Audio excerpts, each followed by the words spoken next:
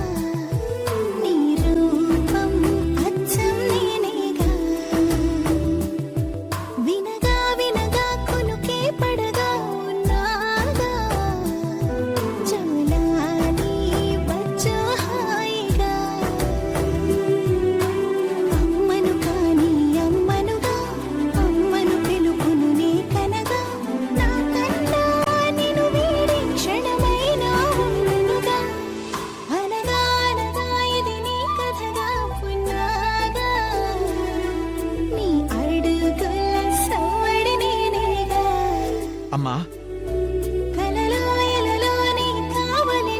ఇక నేను కూడా వెళ్ళొస్తానమ్మా.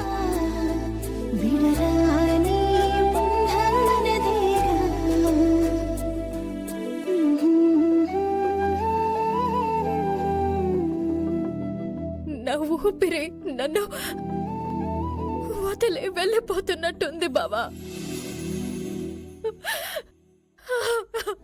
బడిబడిగా ఉడికే రావమ్మా,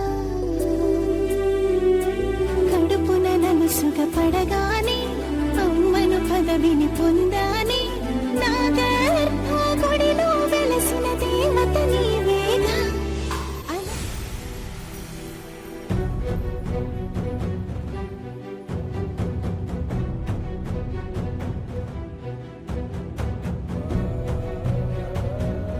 ఈ మాత్ర వేసుకోండి.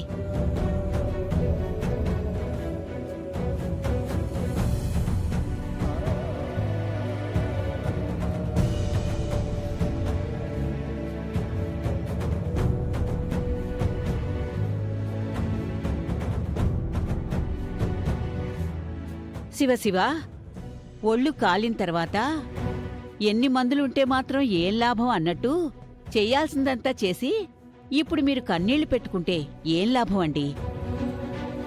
అవన్నీ శ్రీకర్లు అక్షయ తల్లిదండ్రులని తెలుసు కూడా ముక్కు మొహం తెలియని వారికి బంగారం లాంటి పిల్లని అప్పగించేశారు. మీకు న్యాయంగా అనిపించిందా? మనసు ఎలా అంగీకరించిందండి మీకు? చిన్నతనం నుంచి గాజు బొమ్మలా చూసుకున్నారు. ఆ బొమ్మని తీసుకెళ్లి అవని వాళ్ళ చేతిలో పెట్టారు. ఇప్పుడు ఇంత నిర్దాక్షిణ్యంగా ఎలా ప్రవర్తించారండి? ఏదో కారణం ఉండకుండా అయితే ఉండదు. ఏం జరిగిందో చెప్పండి. చెప్పండి. నీ దగ్గర ఏ విషయం దాచను నేను. ఇక ఈ విషయం ఎంతకాలం దాయలేను. నువ్వు అడిగినట్టే కారణం ఉంది శాంత. అదేంటంటే శాంత, శాంత. అత్తయ్య బయటికి వెళ్ళారు మావయ్య. అలాగా?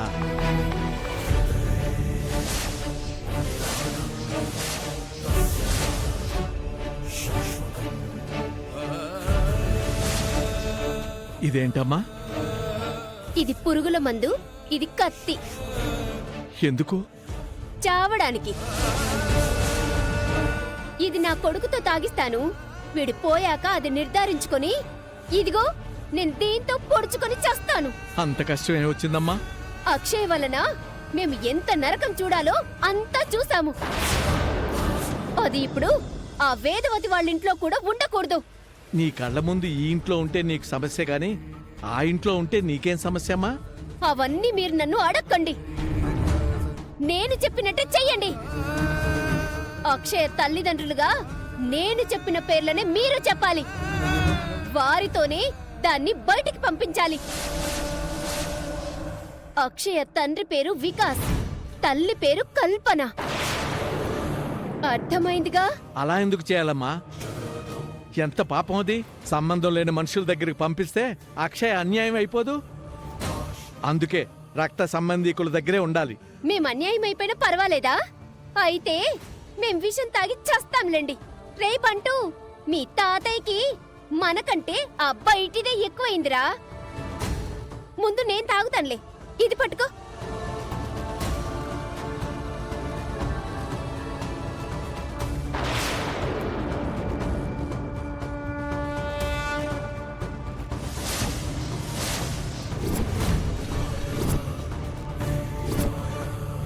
అలా నన్ను బెదిరించేసరికి స్వార్థపరుణ్ణైపోయి అక్షయ్ను వాళ్లతో పంపించేశాను. ఉన్న పరిస్థితుల్లో అక్షయ అవనిని అమ్మ అని పిలిచినా ప్రమాదమే. పైగా అక్షయ్ను తీసుకువెళ్ళిన వాళ్ళు బాగానే చూసుకుంటారో అని నాకు అనిపించింది. ఈ నాటకంలో నేను పాత్రను కావలసి వచ్చింది. అక్షయ్ మీద అమ్మవారి కృపుంది. తనకేం కాదు శాంత. కావేరితో ఎవరో నాటకం ఆడించారండి. దాని వెనక వాళ్ల స్వార్థం ఏదో ఉండే ఉంటుంది.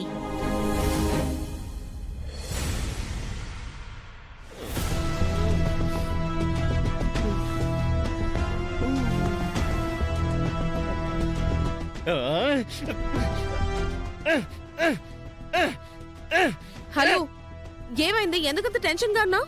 ఈ ఇంట్లో ఏం జరుగుతుందో అర్థం కాక నా తల బద్దలు కొట్టుకుంటున్నాను. అయినా నా బుర్రకి ఏం అందడం లేదు.